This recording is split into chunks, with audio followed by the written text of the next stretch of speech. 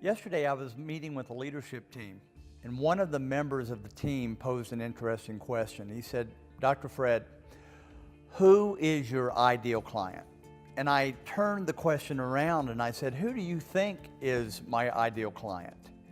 He said, "Well, I would think it was a leader who is floundering, who recognizes that he or she is in need of some significant direction and help, or a team or a company who's in the same place."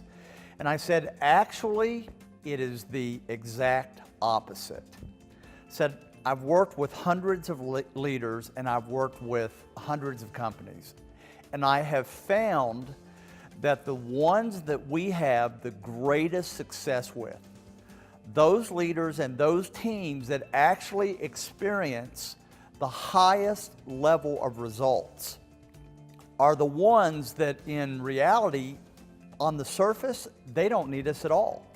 They're already very healthy. They're experiencing tremendous positive momentum. They're in a healthy growth trend. In all aspects, they're doing very, very well. And yet the irony is even though they need us the least, they are the ones that prosper the most. We've also found that the ones who need us the most are those who are least receptive to what we have to offer. We've seen it over and over and over. Let me give you an example. One of my long-term clients is one of the world's leading cancer researchers. He has a Lifetime Achievement Award from Harvard Medical School. He has worked in some of the greatest cancer research institutions in the world. You mention his name in medical circles and he is a living legend. Man is absolutely brilliant. When he went through our process, he said to me after it was over, "Fred, I've got to tell you, that was one of the most powerful things that I've ever been through." Now, I want to tell you something. This gentleman did not need this leadership process. He was already mega successful. He was already at the top of his field, making an impact upon the lives literally of hundreds of thousands of people through all the therapies and the treatments that he's developed.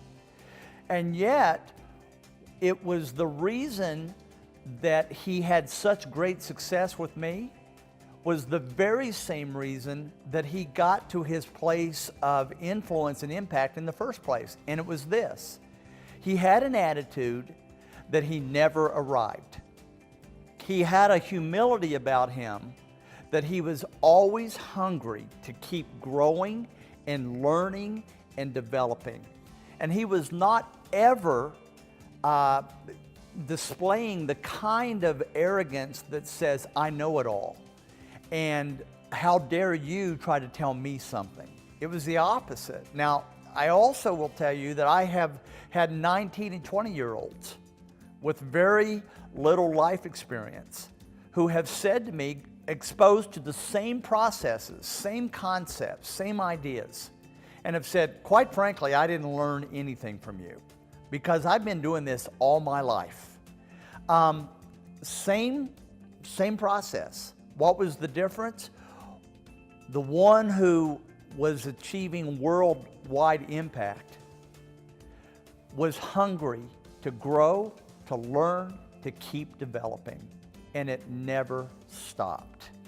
I've had the opportunity to work with a number of professional sports teams, and I think about the one engagement that I've had that has been the most enjoyable and with the organization that has had the highest level of success. I'm also thinking of another organization at the same time who has struggled basically for years, whose organization does not have the same reputation as the prior organization that I was just referring to. The first one is one of the NFL's leading, most winning teams over the last decade. The other one may be one of the three most losing organizations over the last 10 years. The first organization, their key leaders, their head coach and their general manager, when I started working with them, brilliant people, incredible leaders, incredible technical minds, and yet you couldn't teach them enough because they were so hungry to keep getting better. The second group, the team that struggled for years, here's what the response of one of their key coaches was to me. You know, I don't know why we're doing this with you. We're wasting our time. We have better things to do. And this is really not a priority. I could tell you immediately that organization was destined to continue to struggle. In fact, they fired their coach a short time, actually a couple of years later. You see, we've seen this trend. Those who think differently, those who have the unquenching, unceasable desire to continue to get better, to continue to learn, who have the humility to say that I've never arrived. That is the key for your greatest success.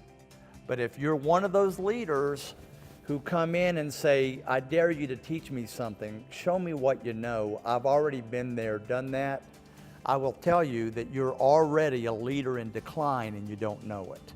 I hope that you will be the kind of leader that when someone thinks of who is the ideal leader that you want to work with, that you would be listed in that category.